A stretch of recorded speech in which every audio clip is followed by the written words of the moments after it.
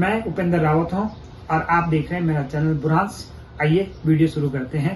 आज आपको बताऊंगा देहरादून के बारे में और देहरादून का इतिहास। वीडियो में बने रहिए। मैं कुछ ऐसा बताऊंगा जो किसी ने नहीं बताया है, तो इसके लिए आपको पूरी वीडियो देखनी पड़ेगी। हिमालय की पर्वत श्रृंखलाओं में बसे देहरादून उत्तराखंड की राजधानी है। यह भारत के उप पर्वतीय सुंदर स्थानों में से एक है जो अपने प्राकृतिक परिवेश के लिए जाना जाता है। देहरादून का नाम डेरा तथा डन नामक दो शब्दों से मिलकर बना हुआ है। डेरा का अर्थ होता है शिविर और डन का अर्थ होता है घाटियों का संग्रह। देहरादून दून घाटी में हिमालय की तलहटी में स्थित है, जो पूर्व में गंगा नदी और पश्चिम में यमुना नदी के बीच स्थित है। देहरादून अपने बासमती चावल और बेकरी उत्पादनों के लिए भी जाना जाता है। देहरादून का लिखित इतिहास 250 ईसा पूर्व का है और शहर के बाहरी इलाके में कालची में राजा अशोक का शिलालेख इसका प्रमाण है। देहरादून जिले में 6 तहसीलें, 6 सामुदायिक विकास खंड, 17 शहर और 664 आबाद गांव हैं। देश की राजधानी से 230 किलोमीटर दूर स्थित इस नगर का गौरवशाली पौराणिक इतिहास है। प्राकृतिक सौंदर्य से भरपूर यह नगर अनेक प्रसिद्ध शिक्षा संस्थानों के कारण जाना जाता है। यहाँ तेल व प्राकृतिक गैस आयोग है, सर्वे ऑफ इंडिया, भारतीय पेट्रोलियम संस्थान आदि जैसे कई राष्ट्रीय संस्थान स्थित है। देहरादून में वन अनुसंधान संस्थान, भारतीय राष्ट्रीय मिलिट्री कॉलेज और इंडियन मिलिट्री एकेडमी जैसे कई शिक्षण संस्थान हैं। अपनी सुंदरता के कारण देहरादून विभिन्न क्षेत्रों के लोगों को अपनी ओर आकर्षित करता है। यहाँ के बासमती चावल और लीची के बाग इसी प्रसिद्धि की ओर बढ़ाते हैं। मान्यता है कि द्वापर युग में गुरु द्रोणाचार्य ने द्वारा गांव के पास देहरादून में 19 किलोमीटर दूर देवदार पर्वत पर तप किया था। इसी से यह घाटी द्रोण घाटी कहलाती है। रामायण काल से देहरादून के बारे में विवरण आता है कि रावण के साथ युद्ध के बाद भगवान राम और उनके छोटे भाई लक्ष्मण इस क्षेत्र में आए। अंग्रेज लेखक JRC विलियम्स ने मेमोरियल्स ऑफ दून में ब्राह्मण जनुश्रुति का उल्लेख करते हुए लिखा है कि लंका विजय के पश्चात ब्राह्मण रावण को मारने का प्रायश्चित करने और प्रायश्चित स्वरूप तपस्या करने के लिए गुरु वशिष्ठ के सलाह पर राम लक्ष्मण के साथ यहाँ आए थे।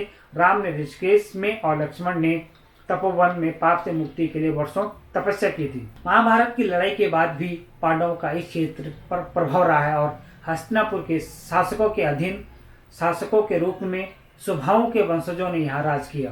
पुराणों में देहरादून जिले के जिन स्थानों का संबंध रामायण और महाभारत काल से जोड़ा गया है, उन स्थानों पर प्राचीन मंदिर तथा मूर्तियां प्राप्त हुए हैं। इन मंदिर तथा मूर्तियों का काल प्राय 2000 वर्ष तथा उसके आसपास का है। क्षेत्र की स्थिति और प्राचीन काल से चली आ रही सामाजिक परंपराएं, लोक श्रुतियां तथा गीत और इनकी पुष्टि से खड़ा समकालीन साहित्य दर्शाते हैं। यह क्षेत्र रामायण तथा महाभारत काल की अनेक घटनाओं का साक्षी रहा है। यमुना नदी के किनारे कालची में अशोक का शिलालेख प्राप्त होने से इस बात की पुष्टि होती है।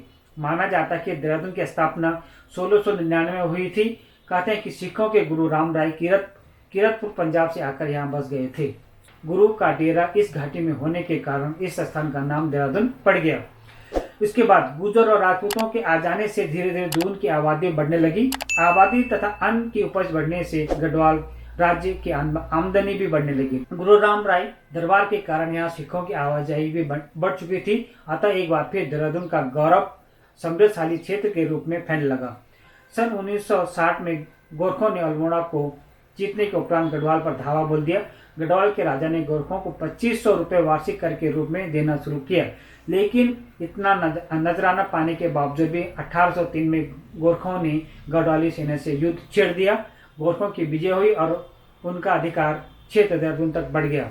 ईस्ट इंडिया कंपनी ने देहरादून को गोरखों के प्रभाव से मुक्त कराने के लिए मोहन और तिमली दरों से अंग्रेजी सेना भेजी। अंग्रेजों ने बल का उपयोग करके गोरखों को खदेड़ बाहर किया। इस तरह उनका देहरादून से प्रभुत्व स्थापित हो गया।